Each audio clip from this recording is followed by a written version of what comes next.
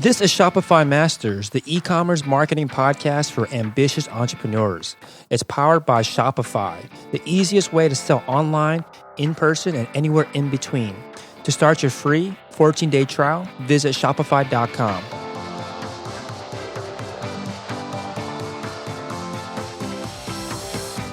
Hey entrepreneurs, my name is Felix and I'm the host of the Shopify Masters podcast.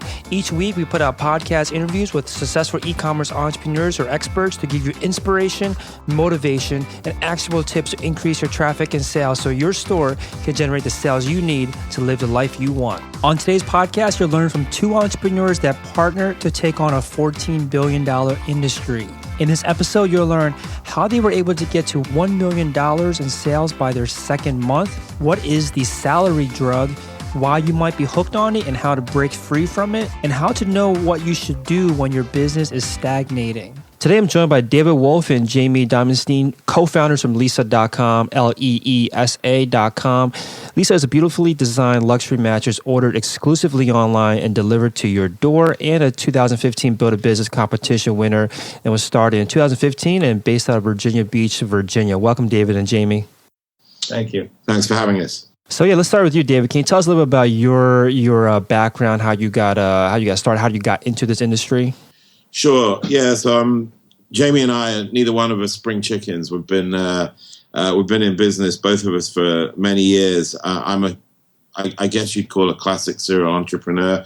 Started many businesses. I'll skip the stuff in the UK where I was a strategy consultant and so on, but do have a classic business education. I went to London Business School. I moved to the States 22 years ago, actually, to start my first direct-to-consumer business, which was a disruptive business in the travel space, and then sold that business in '98, and subsequently worked almost exclusively with consumer products, with many of the major consumer products companies, advising them and helping them start new things and innovate. Ended with an innovation consulting group and design group and technology group, and was looking for the one big idea that we could build ourselves rather than advise other people. And that's when I met Jamie. And over to Jamie. Yeah. So I grew up in a family business that manufactured mattresses. I was the third generation to come into the company, but spent most of my life in there as a kid. You know, I used to walk in the back of that factory with my dad. As a teenager, I built mattresses, built box springs, ran quilting machines, loaded trucks, drove trucks, you name it. I did everything there was. And after business school, I went to New York and worked for a bank for about 4 years and swore I would never come back into the family business. And 28 years later, there I was. So I did everything from selling to developing key accounts. Ultimately, my father turned the business over to me when I was 30 to run and grew it into a nice regional player. But my passion in that industry or in that business was always product design and the marketing of the product. I absolutely love designing and developing mattresses. And I would say that after 30 years of doing it, I have a pretty keen eye and sense of what works and what doesn't work. But also, even though David, he can speak for himself, I feel like I'm a young guy. I still stay on top of all new technologies, and I'm always looking for new ways to build a better product. And so for me, for the last 10 years, with the consolidation within retail and within manufacturing in the mattress industry, I always felt there was a need for the business to find some way to get direct to consumer. Didn't know how or when or where or if, but at first it was bricks and mortar, and then it was, really I felt with the internet and the growth of the internet, it had to be done that way, but I didn't have the skill set to do that. And I think then with David and I meeting one another, you had the perfect match of two individuals with the skill sets that were needed to make Leesa what it is today. I mean, if you're looking for a partner in life, let's say it's marriage, not that I'm married to David, but if you're looking for a partner in life, and what David had and what he had built in his business and his successes over the years was absolutely exactly what was needed to take what I felt was needed for the future of the industry and make it work. Awesome. So let's talk about the store a little bit. So when people think about, or people that are listening, think about buying mattresses, they think about going into a store, trying them out. But, obviously Lisa is a e-commerce store online. So tell us a little bit more about the actual product that you guys sell. Like what is the most popular product that you sell? Sure. I'm going to pass over to Jamie for the product. But first of all, I just want to kind of clarify, what we are and what we do. Basically, there are a few things that we talk about when we talk about Lisa. The most important thing is right now we only have one product. And I'm going to let Jamie talk about, what we call universal adaptive feel of the product that makes our mattress work for everybody. But the whole idea and my experience led to, if you can reduce the amount of choice, everything in direct marketing and e-commerce is about a funnel. You're taking people from unawareness to aware to some kind of interest, then engagement, and then eventually trial. And any chance you have of losing people as you go down that funnel is a lost opportunity to convert into a sale.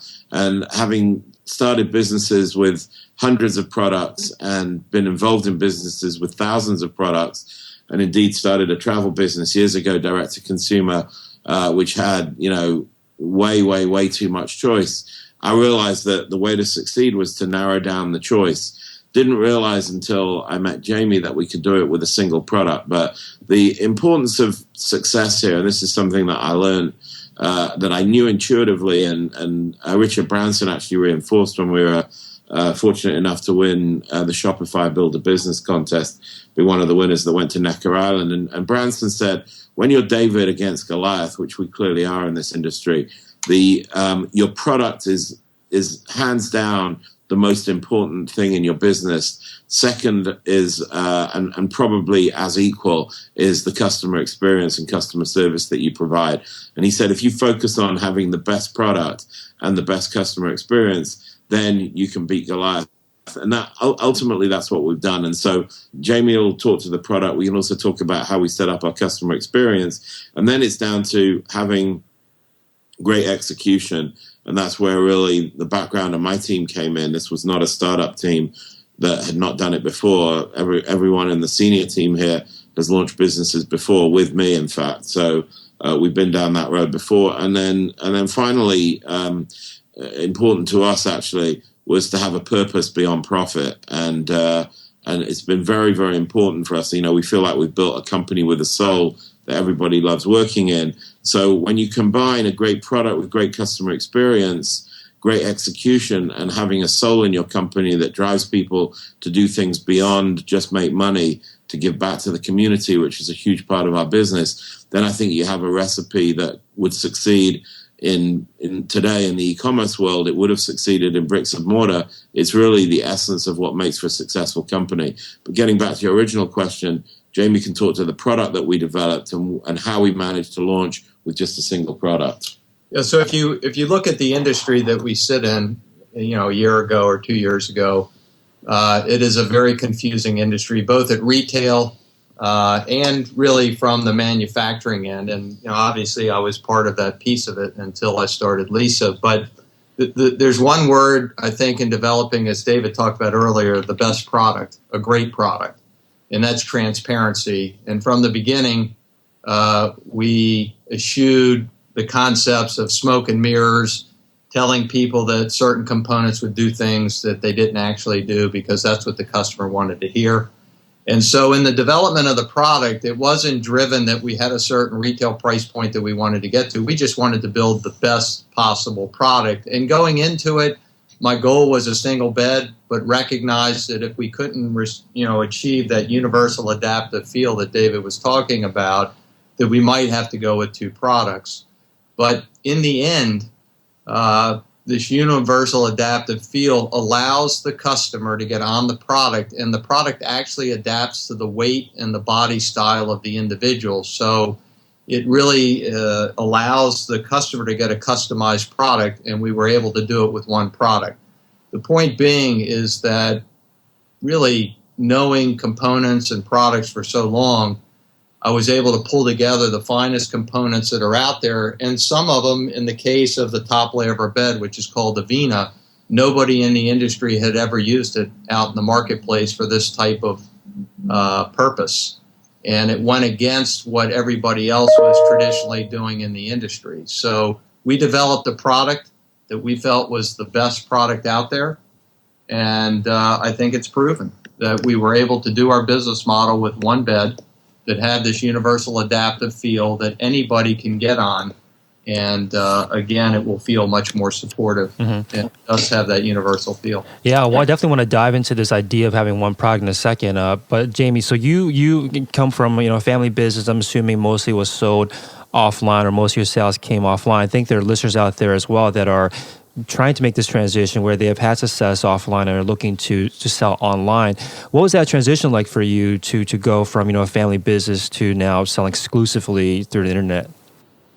Look, I think that any time, and for those people who are in family businesses, that's all that's all you've ever done, and they're deep ties, and you're deeply rooted in your family. So the change, to tell you that it was easy, it wasn't easy, but I also knew at this stage in my life that it was time for a change for myself, and having met David, it really gave me that opportunity to finally break free. So it's a difficult transition, but I knew in my heart of hearts, I had never started a company on my own. David had many times, and I think in my life, I finally decided that I want to be my own person and be responsible and accountable to myself. And my father was great to me, and the family business was great, but it was just time to break away because I felt the timing was there. The industry was ripe for this disruption, and it was time to make that leap of faith.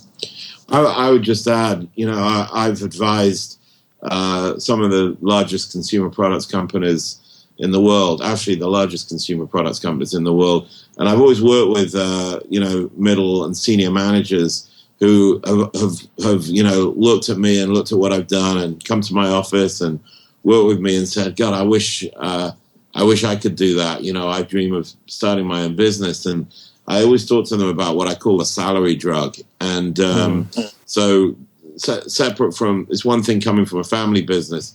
It's just as hard to come from a corporate job or any job really where you get a paycheck every month. And, the reality of starting your own business is there is no paycheck. And, you can have a plan B, but plan Bs are after an awful lot of pain, so you have to really be ready, and you want to try and not be undercapitalized. You want to start with enough money if you can. If you can't, at least know what your route to raising money is going to be, and then you need luck. And I love the golfing expression.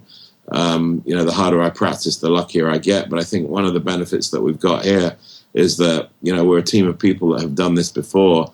We know the pitfalls. We knew what to look for, and you get yourself in position. I always say that business, and particularly entrepreneurial business, is about getting yourself into position so that when the ball comes to you, you know exactly where all the other players are, and you know how to pass it off to the players, and people hold their positions and do things well. So we have a lot of management techniques and processes here that allow you to get things done. It isn't seat of the pants as you'd expect it to be in a crazy rapid growth startup. It's organized chaos, and I call it a sort of adhocracy, so that there's things that happen that surprise you every day, but we have a way to manage those things and those surprises that allow us to tackle everything in a very professional way.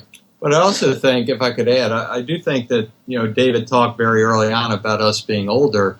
I do really believe today that there's a true benefit to startup company having people such as David and myself, because we've made our mistakes in lives and we've had our successes. And I think that all the youth we have in this company, with all the energy and the intelligence that they have, really does get to reap the benefit of two guys that have been through life and have had successes and failures. Yeah, I'd like a couple of things that were said in there. So first, with David, I'd like the idea of this salary drug. I've never heard it called that way, but when you said it, it immediately clicked in my head what you were saying.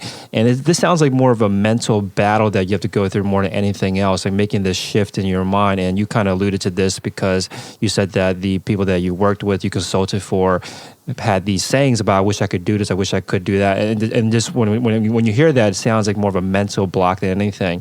But is there anything you can do in preparation for that if you do want to make the jump either from a family business to selling online, or from a day job to starting your own business? Like, how do you prepare, or not say how do you prepare, but how do you break free from this like grasp of wanting to get that salary dripped to you every week or every 2 weeks? Well, I feel like it's like so many things in life. I don't want to sound like the wise old man here, but I was married young because I met the person I wanted to spend my life with, and I didn't think about the consequences or the difficulties of you're married young, you're going to be with that person for an awfully long time. And I remember telling my wife, actually, when we worked out that if you marry someone and you spend 60 years with them, you'll spend 22,000 nights with them. And my wife said, "Oh God, does that mean we've got another 11,000 nights together?"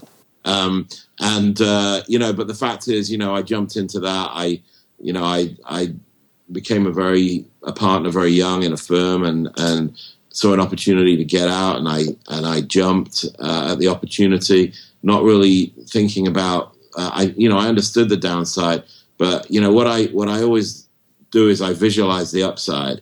And if you don't have a vision of what the upside, if you can't picture in your mind what success looks like and drive towards that, you'll never do it. And you never take a leap based on thinking about the downside. You just take a leap thinking about the upside. It's the same when people talk about, oh, when's the right time to have kids? It's never the right time to do anything. And it's definitely never the right time to start a new business. It's just that if you can visualize success and you've got an idea that you want to go after, you've just got to take that leap. And I've had partners in the past who really have never properly taken that leap. There are people that I can think of as I speak now who made a commitment to me to join me, but they couldn't leave their lives behind. They always had one foot in their prior life, and they never really made that full commitment. I remember having the same conversation with Jamie, like, you've either got to do it or it's not going to happen. And ultimately, he did it. He took the plunge. And I think that that's what it is. It's visualize the upside. Don't be aware of the risk, but don't think too much about them, because otherwise you'll just never move. Mm-hmm. And I see people stagnate. I had one business once when we were completely out of cash, and my partner at the time completely stagnated. He literally couldn't move. He watched the bank account the whole time to see whether the cash was coming in that we were expected. And I went out on the road and sold more business. And at the end of that period, when we worked our way out of it, he and I sat down, and I said, it doesn't matter what his name was. But I said to him, I said, look, I don't think this is going to work, because we're going to have times like that again. And you can't stagnate when things are difficult. That's when you work your hardest. And if you look back at my career and you talk to the people who've known me, I think they'll tell you that I've always had a lot of fun, always lived well, but I've always worked my hardest when times are toughest. And that's what you do, So the answer is, ultimately, no one's going to answer all the questions for you. You're going to have to take the leap with imperfect information, and you do it based on visualizing the upside, not worrying about the downside.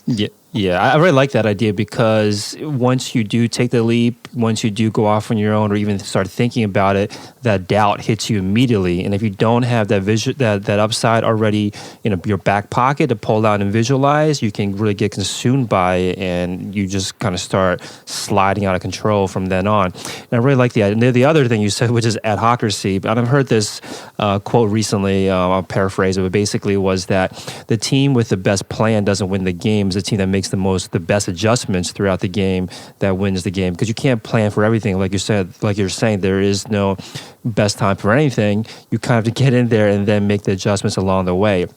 And then lastly, you're talking about being able to make that leap. So I want to ask you, Jamie, like, do you remember what that moment was? Because obviously David, before the podcast, we were talking about your kind of roles in the company, and David's experience is that he's a serial entrepreneur, started companies in the past. And before, Jamie, you were saying that you haven't started a company before, but obviously you saw something in David and wanted to go into business with him. So can you talk to us a little bit about that leap? Like, what was that like, making that jump, and what was that moment? Like, what did you have to kind of leave behind to really go all in? Well, first of all, there are two things. During that startup time, I got to know David a bit. Not as well as we know each other now, and our styles are different, but we get along extremely well in business. I think it's kind of bittersweet that leap. There was some exhilaration, feeling that I had made that change and was leaving what I had been doing for a long time behind and starting brand new and fresh. At the time, I was 56, and it was a great feeling. And then, there's this moment of you do question that move, because to David's point, I couldn't just dip my toe in it anymore. I either had to go one way or the other. And look, I have a lot of respect for David and his success in business and him being a true entrepreneur. I'm this conservative kid that, grew up in this family business, a very conservative family, and wasn't really a risk taker. But, I had a lot of confidence in David. I had, as David said, really looked at the upside potential of Lisa and what that potential was, which I felt was great. And it was just time to make the move. So it was nerve-wracking. And I have to tell you, for the first, 3-4 months, it was, first trying to find my way in a new company. Having known the same place for 30 years was different. But, it doesn't come without pain sometimes, but it's been a great move. Oh, I mean, there are a few amusing things to. First of all, when Jamie came in, he really didn't know what to do. I mean, he sat. I'm still trying to figure it out. Yeah, he didn't know what his job was going to be. Also, some amusing things like, we've grown out of the space we're in, so we're going into a new office. And when we started planning it, Jamie came to me because he'd been sitting in a general office area here and said, I'm used to having my own office. I said, cool, you can have your own office. It doesn't make any difference to me.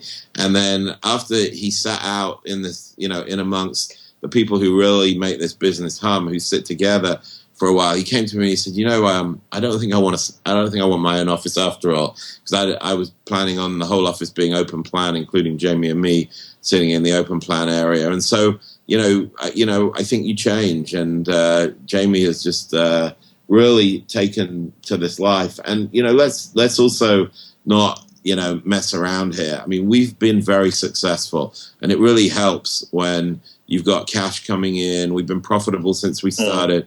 That does help things. And if I can just sort of relate back to something that you said earlier about how you have to kind of react to situations. We've had a few challenges on the way, and we've definitely had to react to them. But if you adopt, the plan is important. The one thing when you finish a plan is it's going to be wrong. No plan has ever been exactly right. You're either going to do better or worse than the plan. But having a plan, it kind of gives you this backbone. Like when we do our staff plans, we look to the plan that we have. When we think about the businesses that we want to move into and the areas that we want to think about developing, we look to our plan and we make sure that we're on track. So I think it gives you, as I describe it, your plan is like when kids go to a bowling alley and they have those bumpers down the side. Your plan is like the bumpers down the side to keep you kind of just about in the lane. And what you want is, after a while, is to be able to remove the bumpers, because you just intuitively know that something is on track. And then the other thing that you said earlier that I think is worth mentioning is that, entrepreneurs are sort of risk takers when it comes to starting things, but we're actually relatively risk averse afterwards, and we live in fear.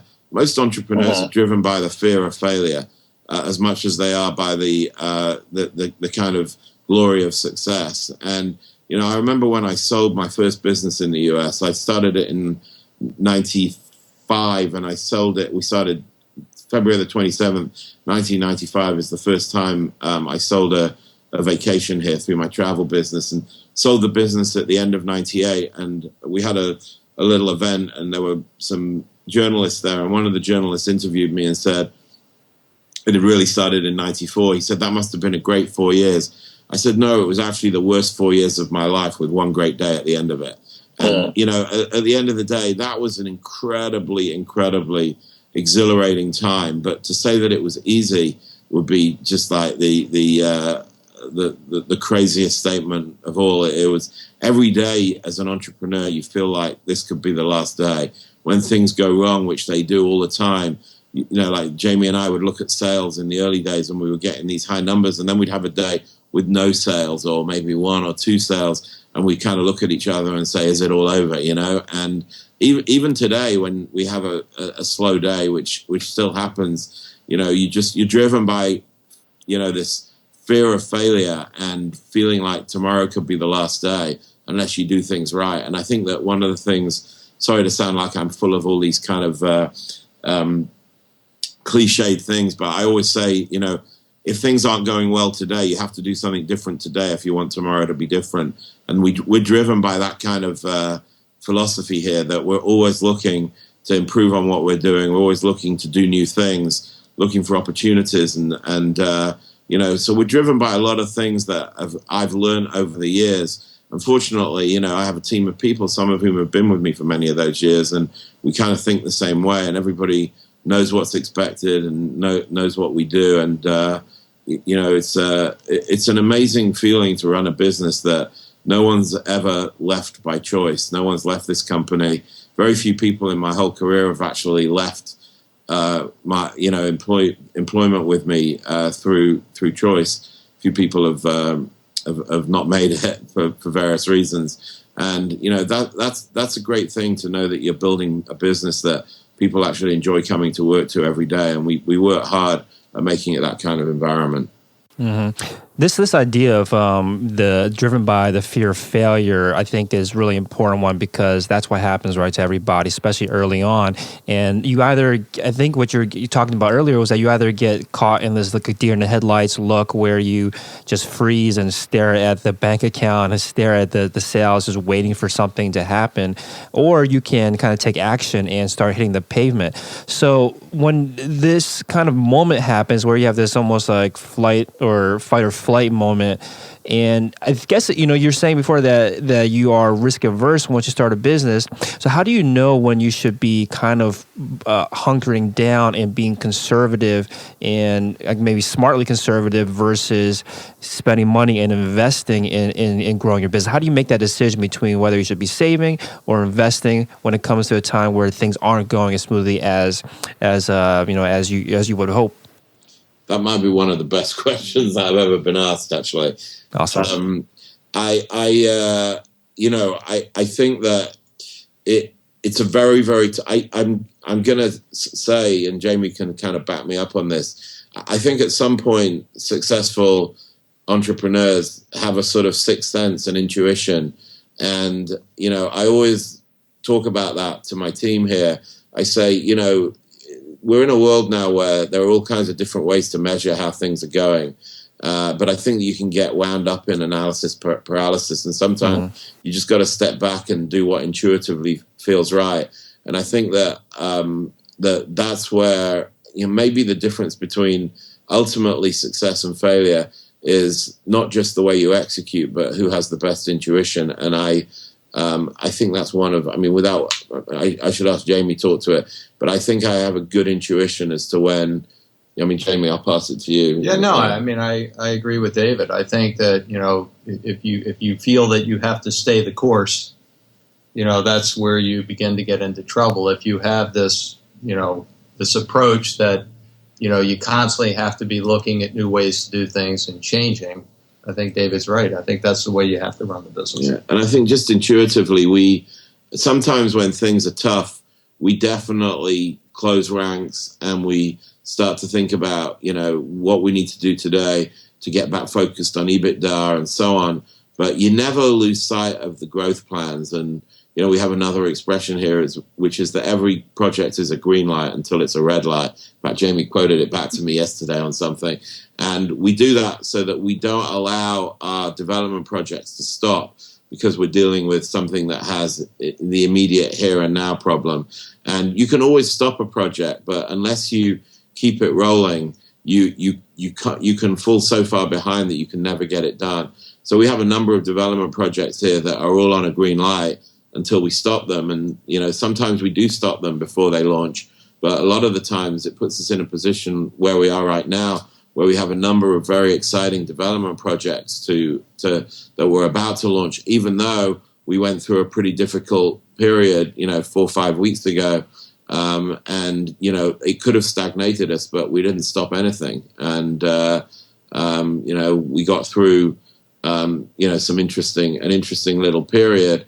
And here we are, we're literally about to see, I think, a period of explosive growth again based on the things that we're about to execute. There's another thing, too, just kind of feeding off my personality and being candid with you. I was kind of the half-empty guy, coming from the family business.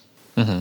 And I think David would tell you, and I think from time to time it rears its ugly head, but I think one of the changes, and this is for people out there listening, if you're a half-empty person and you want to grow and you want to develop your own business, that's going to be a tough road to hoe for you. And I think one of the things that has been good about the partnership with David, and we joke about it, but everything's a green light. He preached that to me, probably every week for the beginning. Everything's a green light until you get a red light. That really kind of helped me change my view on business and life from seeing the world as half empty, the glass is half empty, and really looking at it as half full. And I think that, it seems like a small thing, but it really is a huge thing.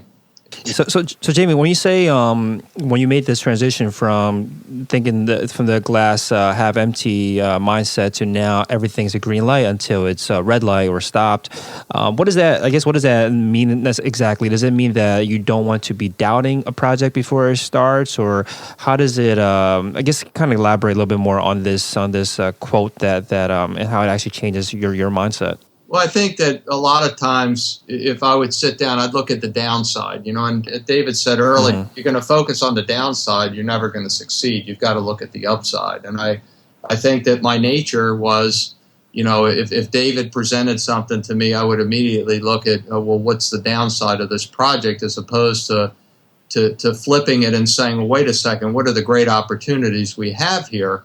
And what's the great potential? Also recognizing that there may be some things that we need to be concerned about, but you have to look at these things positively. And that's, for a guy at 56, that's a big change to make. But I was open to the change and knew I needed to make that change in my life. But it's really, it really is just taking a positive outlook on things and just looking at the upside potential for success instead of trying to tell yourself or your team why it's not going to work.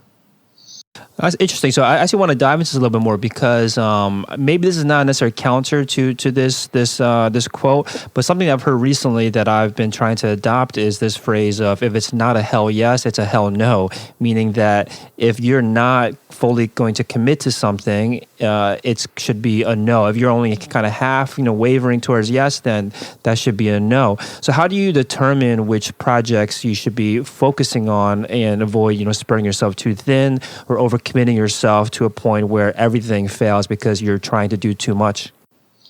Well, I think that the green light is the hell yes. So, and the red light is the hell no. So, we've got projects that we put $250,000 into developing, and we still don't know how we're going to execute them, because until you get to the point of being able to launch it, we don't know how a consumer's going to react. And so we're definitely hell yes on that project. I don't want to kind of sound like we're preaching, but we try and adopt alongside all of this something that we call a top 5 mentality, which is let's focus on the 5 most important things that we're working on. So there's a sort of different pressure that stops you spreading yourself too thinly, but I'm not saying we don't. I mean, every single entrepreneur that I've ever met spreads themselves too thinly at some point in time. So, to say you're not going to do that is really a fallacy. And I think that's just a textbook idea that written by people who've never actually been entrepreneurs. So, I've never met an entrepreneur that doesn't spread himself too thinly at times. So, if you find one, let me know, because I'd love to chat with them. But so I think that the way we manage that is what we call our top 5 management approach, which is when we meet, we try and ask people to just share the top 5 things they're working on. And over time, I've discovered that if you focus on just the 5 most important things, it basically creates its own prioritization. And, and things happen. I mean, Jamie sent me a note this morning about something that's on his top 5 list where I'm the roadblock, and he knows how to prompt me into action. And if everyone's got their own top 5 and other people, they're dependent on other people, if they prod them at the right times, it just gets things done. And you do get bottlenecks in the system from time to time. It might be a technology development bottleneck, it might be a design bottleneck, it might be a manufacturing bottleneck, but by not having too many things going at any one time, and too many pressures coming from cross functions, if you like, somehow, some way, you get through. And I feel like I'm a kind of a pocket full of cliches here. But another thing that we do is that we always say we always set unrealistic goals, and it's amazing how often people meet what seemingly at the planning stage are unrealistic goals. So we set ourselves dates that we're going to launch things, and we're normally there or thereabouts. So we have a bunch of projects launching towards the end of April, beginning of May. And if really every single one of them had various times along the way where it could have got delayed, but I don't think any one of them is more than 3 or 4 weeks late, and most of them are bang on time. And, if you'd have said to any normal person, certainly in a corporate environment, that, we're going to launch all of these things in late April, beginning of May, they'd have said, you're totally crazy. And by the way, 1 or 2 of those things weren't even on the plans when we set these unrealistic deadlines, but opportunities came along that we felt were too big and too great to pass by. So we've even added to that crazy list of, unrealistic goals and deadlines. And we've still managed to work our way through them. So I don't know. There's something that just drives you. It drives through that. It allows you to seemingly spread yourself too thin, but nonetheless, there's something wonderful about starting a business from scratch. And I will say this to any budding entrepreneur: it's an amazing thing when you sit down one day and you think, wouldn't it be great to start a business that does this? And then 12 months later, 18 months later, 2 years later, you look back and you say, holy shit, we created something from nothing. And, my whole career has been built around creating, things out of nothing, taking, ideas to revenue in under 12 months. That was always my goal as a consultant. And it's been my life for the last 20 plus years. And there's just something amazing. And I see people look at me and talk about my career, and it hasn't always been financially successful, but it's always been fun because, when you kind of make the impossible possible, or you bring ideas to life, there's something just amazing to look back and say, shit, that didn't even exist. Mm-hmm. It wasn't even an idea 2 years ago. And I think Jamie can talk to that as it relates to this business. Sometimes he just sits there. I see him shaking his head and saying, "This is amazing." So. Yeah, I think that's a great way to sum it up. You're basically like, it's like a magic trick that takes 2 years to play out, right? Where you're creating something from nothing. I really like that kind of mindset. It's kind of hard sometimes that people don't take the time to look back and realize, like, wow, how far I've come. And I think that's an important exercise to go through, just so that you don't kind of. Because, as entrepreneurs, you're very aspirational. You have great ambitions, but at the same time, it's kind of a gift and a curse, because you're almost sometimes never satisfied. And I think it's important to look back every once in a while. So I want to talk about a little the guts of the business now. So Jamie, when you entered into this partnership with David, what happened to family business? Did you have to give it up, or was it integrated into Lisa? Like, what happened there? No, I think that I have my father and I have a brother that were in the business, and I had actually stepped down probably a year prior as president of the company and was taking a lesser role in the business. And so the timing was just good. The business is still there and thriving, and my brother is actively running the company now. And, so it all worked out. And I had indicated to my brother for a number of years that I really was looking for a new outlet in life and something new to do. So, no, the business has nothing to do with Lisa, and I have nothing to do with the business anymore. Okay, so once you guys met, Jamie and David, once you guys met and you decided, let's do this, let's start this company, like what were the first steps? Like how did you set this up? Because, manufacturing, shipping mattresses is not a small undertaking. Obviously, there's a lot more involved than selling something simpler. So what did you guys have to do in preparation to launching a business like this? Well, I think that, again, we there's separation of roles here. And again, I think that, you can look at a lot of businesses, and David alluded to some of his earlier partnerships that didn't work out. I think the two of us really respected each other's roles in the business. And, to my point and to the very beginning, David's CEO for a reason, because he belongs being CEO. And I think in some businesses, egos would get in the way. And, so I think that says a lot about how we started the business and how we recognized the need to respect what each other's talents were.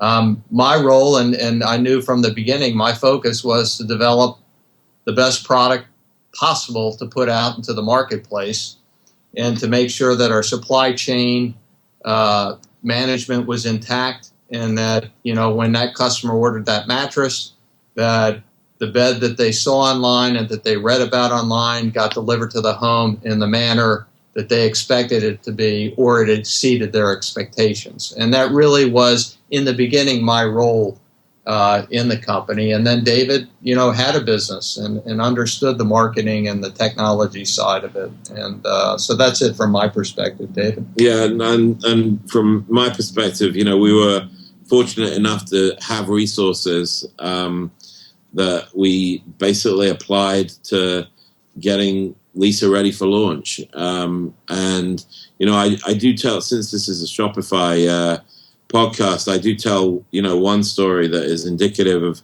perhaps many of the sort of micro stories that make up the big picture. One of them was that, we were building our own e-commerce platform. We'd done it before and we were going to do it again. And it was September, right around my birthday, so September 27th, in 2014, we were supposed to be launching in beta around October, November time. And I heard about Shopify and was recommended to it. And I went to see my team. Remember, this is a team of seasoned developers that have, our chief technology officer launched the first booking engine at Carnival Cruise Lines back in the late 90s. That's how long that we've been at some of these things. And to turn around to them and say you're going to use a third-party platform was quite a shock. I didn't say it quite like that. I said to them, "Can we launch on time?" And I said, "I've heard about this Shopify. It's got all these plugins, and I've been sent all these links. And I sent them away to look at it." And I said, if you're sure we're going to launch on time on our own platform, I'm okay with that. But if you're unsure, I'll take responsibility for this decision as the CEO of the company, and let's look at switching. And about 24, 48 hours later, they came back and said, let's go with Shopify. And, our designers went on, working on what you then had as themes. And, we built, we did some customization and we added some EDI using some plugins and some of our own development. And by November 15th or so, 16th, we were ready to start letting our friends and family take a look at it. And we beta tested in December and officially launched in January. And, for those that don't know, we had our first $1 million month by February, actually. So certainly by March, but we were closer to $1 million than $500,000 even in our first month of January. So it's been an amazing story and an amazing partnership with Shopify. And when we won the Build a Business contest, I didn't even know we'd entered it, to be honest with you. But it wasn't about that. We made the Shopify decision because it seemed like the right business decision at the time, and it's turned out that way. And our relationship with Shopify has really been important to us. Of course, being one of the larger companies, we've been fortunate enough to get to know your senior team there, and I honestly admire the company Shopify. When I went to Necker Island, I had that great fortune. People said to me, did you learn a lot from the mentors? And I said, actually, I learned quite a bit from the mentors, but I probably learned more from the senior management at Shopify, because those are the guys that had really built a business from scratch and knew the pitfalls and had gone through the same pain and the same exhilaration that we were experiencing. Mm-hmm. Yeah, so that's amazing. $1 million month by your second month, and I'm just looking at statistics from the competition winner announcement. It says here you had 2.7% conversions on all the visits, almost 2,000 orders, 80,000 visits over the last 90 days. I'm not sure when this was exactly published, but the point is that tons of traffic, very quick traction early on. What do you? I guess this is a question for you, David. What do you guys attribute this to? How were you able to get things rolling so quickly? We had built e-commerce businesses before for clients and for ourselves. And, I had a team of people who were right at the forefront of understanding how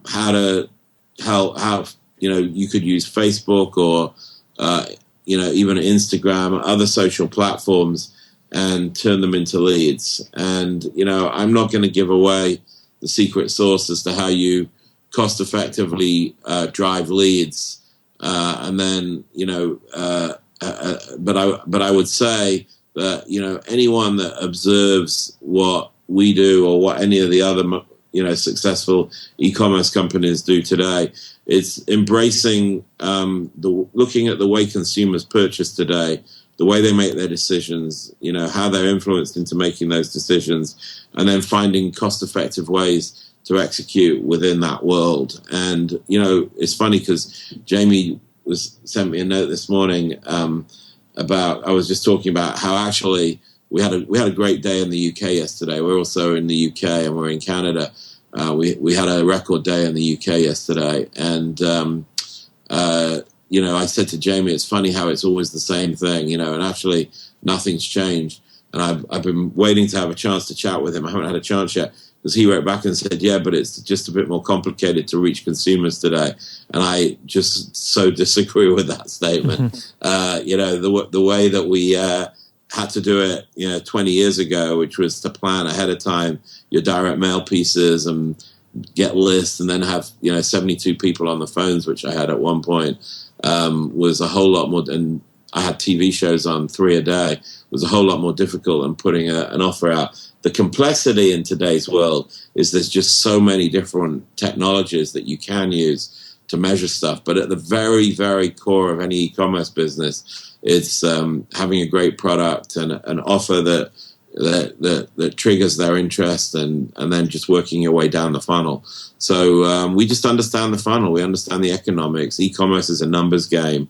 You can romance your product as much as you want, but unless you understand how much you can afford to pay for a lead and what conversion rate you need to be profitable, you're not going to last very long. And so we are, for all the management lessons that we've talked about today and all the great product that we've talked about, at the end of the day, we are driven by the numbers. We look at them every minute of every day, every which way we can, and we're constantly striving for a lower cost per lead and a higher conversion rate, and that's ultimately how we run the business. I want to make just one comment, because I come from the non-technical side, and I think that if you talk to any successful businessman, entrepreneur, whatever the case is, there's a lot of skill that's gone into making the business successful, but you also, you have to look at the elements of timing and luck. And I think when you look at it, if you said to me today, and I met David today and we hadn't done this, I don't know that we would do it again. I think that when we met and when we did this project, the timing was right, the market was ripe, and the fact that David's company had all the skill set from the technology side, I think was very, very fortunate. Mm-hmm. So I want to maybe close out with this. I think this maybe was a quote from you, David, but I think you can both speak to this. You said in a past article that success is rarely linear. You have ups and downs. It's unlikely that your first venture will be the big one. Work your hardest when things are toughest and good times will come. So for the listeners out there that are maybe has just left a failure and are thinking about starting another business, but have this kind of bad taste in your mouth from their experience, how did you, maybe based on your experience, how do you get worked up again to get into something again once you have, failed and maybe failed publicly, from your past ventures? Oh, wow. I think that it's a continuum. As my one major failure was failing as I was already working on my next one. It was, people are, and this is true of America generally, I find, having moved from the UK to America, that it's a very forgiving place to work. And people that have stuck with me throughout my career, even through the tough times, I've had the same accountant since I came here, the same attorneys I've worked with, and they all were so helpful when I had my tough times. They waived fees and stuck with me and carried fees, wrote fees off, and were always very supportive and kind of knew that there'd be another opportunity down the line, and they're still with me today. And they talk about resilience and have said to me that I think one of them described it as a 25-year overnight success. I think that it's just surround yourself with really smart people who care about you. When times are down, you just got to look to the people who love you and you love, and move on. And it's amazing how quickly people rally behind you for the next one. And so I've been down at I've never reached a point where my lifestyle has really been severely impacted. I mean, we spend a lot of time here at Lisa, working with homeless people. We have a 110 program where we donate one mattress for every 10 we sell, and we have relationships with homeless shelters throughout the country. And homelessness is a situation where the only difference in many ways between someone who is really struggling and those of us who are in this incredibly fortunate position to not be struggling is that at some point in our lives we hit a fork in the road, and they went left and I went right. And I was surrounded by people who cared and wanted to see me succeed. And I think that's really the way. The only way to describe it really is that the people that have doubted me, that have had negative impacts, that have had negative forces around me, I've sort of avoided them, or they've kind of just disappeared along the way. And I find myself in my life right now surrounded by people that, and Jamie can talk to my network, just people that have seen me through all of those hard times, and now they're just happy, really happy that I'm successful now. And every success along the way, the same people have been there smiling, and during the failures, really the same people were there to sort of catch you. And so it's you just asked me a question, which is a very emotional question actually. And I just if you look at my life, I'm just very lucky that there have been a lot of people in my life for years and years and years. That there isn't a lot of change I've made new friends along the way and new partners like Jamie, but I'm still surrounded by people that have literally been with me from childhood, and so that part of my life has been stable. Mm. Yeah, no, I think that my background's a bit different in that, kind of growing up in the family business, my support system was a lot different than David's. and having moved over to the other side with David, there's a completely different support system inside this company that's very positive, very uplifting. I think in a family business, we had our ups and downs, our successes and failures. I was responsible for those. But I think many times in a family business, you're somewhat in a silo, and you have to mentally and emotionally pull yourself through it because you're leading the troops. And it was a manufacturing business, and they can't see your vulnerabilities or your weaknesses. You always have to be on top of your game. And to be quite candid with you, Lisa was my first true risk, I think, that I took on my own. As David says, it will never happen to you again. So I think I'll stick with this for as long as he wants to be my partner. But I think that David's experience as an entrepreneur is completely different than somebody that comes from a family business, because the dynamics of a family business are much different. But I will say just that all of the people who supported me have extended that to Jamie as well. Absolutely. So, yeah. I've told my wife many a time, it's amazing to me how many new people I've met in the last 18 to 24 months.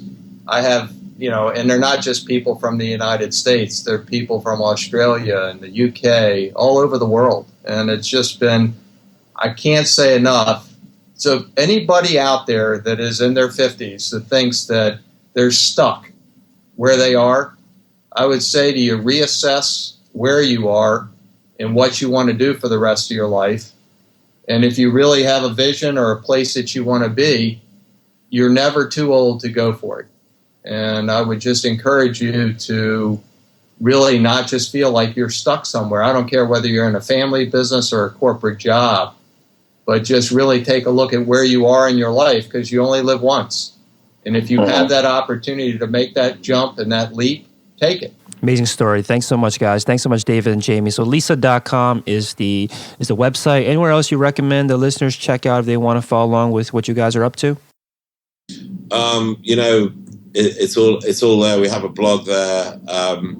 We have fortunately tens of thousands of fans who sleep on our mattresses. One of the things that people say to me when I talk to customers is that we're basically with them for a third of their lives, and so you can actually go out and see any number of people that write blogs and that have experienced their life on a Lisa mattress. And I think that those are the people who are driving our success, actually, people whose lives have changed because they sleep on a mattress. And I'm not just talking about people who bought our mattresses, but go out and look at things that we've done at the Denver Rescue Mission or the the Bowery Mission in New York, the Seattle Gospel Mission, many places at 180 Turning Lives Around in New Jersey, and you'll see that it's amazing how this one little product, a mattress that's so important because sleep is so important, is really, as we say, a better place to sleep and a pathway to a better life, and that's our mantra. It's what we talk about all the time, and it's genuinely what we believe, and it's what brings us to work every day. Awesome. Thanks so much, guys. All right. Thank you. Thanks for listening to Shopify Masters, the e-commerce marketing podcast for ambitious entrepreneurs. To start your store today, visit shopify.com for a free 14-day trial.